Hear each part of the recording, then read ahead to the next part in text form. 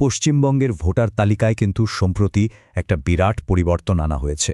তো আজকের এই আলোচনায় আমরা এই জটিল বিষয়টাকে একটু সহজ করে বোঝার চেষ্টা করব। ঠিক কি ঘটল আর কেনই বা ঘটল, চলুন দেখে নেওয়া যাক।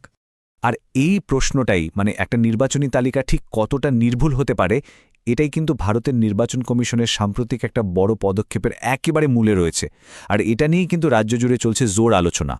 দেখুন, একটা বিশেষ সংশোধন প্রক্রিয়ার মধ্যে দিয়ে নির্বাচন কমিশন রাজ্যের ভোটার তালিকা থেকে 6,19,000-এরও বেশি নাম বাদ দিয়েছে। হ্যাঁ, সংখ্যাটা বিশাল।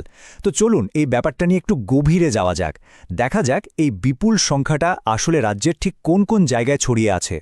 তবে একটা কথা বলে রাখা ভালো, এই যে পরিবর্তন, এটা কিন্তু সব জায়গায় একরকমভাবে হয়নি। এক একটা জেলা থেকে অন্য জেলায় এর প্রভাব আর সংখ্যার যে পার্থক্য, সেটা কিন্তু বেশ চোখে পড়ার মতো। শুরু করা যাক রাজ্যের উত্তর দিক থেকে। এখান থেকে যদি আমরা দেখি, তাহলেই সংখ্যায় একটা বেশ বড়সড় পার্থক্য কিন্তু চোখে পড়বে। এই যে তালিকাটা দেখছেন, এর মধ্যে সবচেয়ে ইন্টারেস্টিং বিষয় হল আলিপুর দুয়ারের সংখ্যাটা। দেখুন, এই অঞ্চলের সবথেকে বেশি 27,000-এরও বেশি নাম কিন্তু একা এই জেলা থেকেই বাদ দেওয়া হয়েছে, যা আশপাশের জেলাগুলোর থেকে অনেকটাই বেশি। আচ্ছা, উত্তরবঙ্গ থেকে এবার যদি আমরা একটু রাজ্যের মধ্য ও সীমান্তবর্তী জেলাগুলোর দিকে তাকাই, তাহলে দেখব সংখ্যাগুলো কিন্তু এক একটা আলাদা গল্প বলছে। এদের মধ্যে দেখুন, মুর্শিদাবাদ জেলাটা বিশেষভাবে চোখে পড়ছে। এখানে ভোটার তালিকা থেকে 40,000-এরও বেশি নাম বাদ পড়েছে। ভাবা যায়, এই অঞ্চলের জেলাগুলোর মধ্যে এটাই কিন্তু সর্বোচ্চ। এবার আসা যাক দক্ষিণবঙ্গের দিকে। এখানকার জেলাগুলোতেও কিন্তু এই একই রকম ট্রেন্ড, বিভিন্ন মাত্রার প্রভাবের ধারাটা কিন্তু এখানেও চলছে। কিছু কিছু জেলায় তো সংশোধনের মাত্রাটা বেশ চোখে পড়ার মতো। আর এই জেলাগুলোর মধ্যে দক্ষিণ 24 পরগনায় কিন্তু সবথেকে বড় সংশোধনটা হয়েছে। প্রায় 38,000 নাম তালিকা থেকে সরানো হয়েছে। বোঝাই যাচ্ছে এই অঞ্চলের মধ্যে এটা একটা বেশ গুরুত্বপূর্ণ কেন্দ্র হয়ে উঠেছে এই পুরো প্রক্রিয়ায়। যদিও গোটা রাজ্য জুড়েই সংখ্যাটা কিন্তু বেশ বড়, কিন্তু মাত্র দুটো জেলা এই যাচাই অভিযানের একেবারে এপিসেন্টার বা কেন্দ্রবিন্দুতে চলে এসেছে। আর মোট যে নাম বাদ পড়েছে তার প্রায় অর্ধেকই এই দুটো জেলা থেকে। স্বাভাবিকভাবেই এটা নিয়ে নানা আলোচনার জন্ম দিয়েছে। প্রথমেই দেখুন, উত্তর 24 পরগনা সবথেকে বেশি সংখ্যক নাম। ভাবতে পারছেন, প্রায় 1,88,000 বাদ পড়েছে শুধু এই একটা জেলা থেকে। এই একটা জেলার সংখ্যাটাই রাজ্যের বাকি অনেক জেলার মোট সংখ্যার চেয়েও বেশি। আর এর ঠিক পাশেই রয়েছে নদিয়া জেলা, যেখানেও কিন্তু 1 লক্ষেরও বেশি ভোটারের নাম বাদ পড়েছে। তো এই দুটো জেলা, বিশেষ করে এদের ভৌগোলিক অবস্থান আর জনসংখ্যার বিন্যাসের কারণে এই সংশোধন প্রক্রিয়ায় সবার নজর কেড়েছে।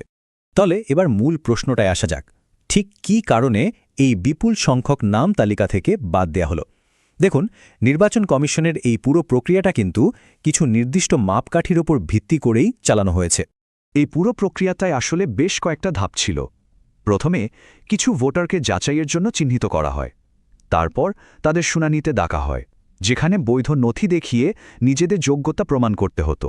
সোজা কথায় নাম বাদ পড়ার মূল কারণ ছিল মূলত দুটো: 1, শুনানিতে হাজির না হওয়া, আর 2, প্রয়োজনীয় আইনি নথি দেখিয়ে নিজের যোগ্যতা নাগরিকত্ব বা এলাকার বাসিন্দা হওয়ার প্রমাণ দিতে না পারা। আর এই সংখ্যাটা দেখুন, এটাই কিন্তু গল্পের একটা অত্যন্ত গুরুত্বপূর্ণ দিক। শুনানির জন্য ডাকা হয়েছিল, অথচ 7 লক্ষেরও বেশি মানুষ এই শুনানিতে হাজিরই হননি। এই একটা তথ্যই কিন্তু পুরো প্রক্রিয়ার একটা বড় অংশ ব্যাখ্যা করে দেয়। তো এরপর কি? চলুন এবার একটু ভবিষ্যতের দিকে তাকানো যাক। এই ঘটনা প্রবাহটা ঠিক কোন দিকে এগোচ্ছে? কারণ চূড়ান্ত তালিকা কিন্তু এখনও প্রকাশ করা হয়নি, আর পুরো প্রক্রিয়াটা এখনও চলছে। নির্বাচন কমিশন কিন্তু এটা স্পষ্ট করে দিয়েছে যে এই স্ক্রুটিনি বা যাচাই একটা ধারাবাহিক প্রক্রিয়া। কাজেই ফাইনাল লিস্ট বেরোনোর আগে এই সংখ্যায় কিন্তু আরও পরিবর্তন আসতে পারে। স্বাভাবিকভাবেই বিরোধী দলগুলোর তরফ থেকে নিরপেক্ষতা নিয়ে প্রশ্ন উঠেছে, রাজনৈতিক বিতর্ক শুরু হয়েছে। এর মাঝেই কিন্তু কমিশন জানিয়েছে যে তাদের সমস্ত পদক্ষেপ কঠোরভাবে আইন আর নিয়ম মেনেই করা হয়েছে। সুতরাং এখন সবচেয়ে বড় প্রশ্নটা হলো, এই যে যাচাই প্রক্রিয়া চলছে, এর শেষে যে চূড়ান্ত তালিকাটা বেরোবে, সেটা রাজ্যের নির্বাচনী প্রেক্ষাপটকে ঠিক কিভাবে নতুন করে সাজাবে। বিশেষ করে কিছু নির্দিষ্ট জেলায় এই ব্যাপক পরিবর্তনের পর পশ্চিমবঙ্গের ভবিষ্যতের নির্বাচনী আর জনবিন্যাসের মানচিত্রটা ঠিক কেমন হতে চলেছে? উত্তরটা হয়তো সময়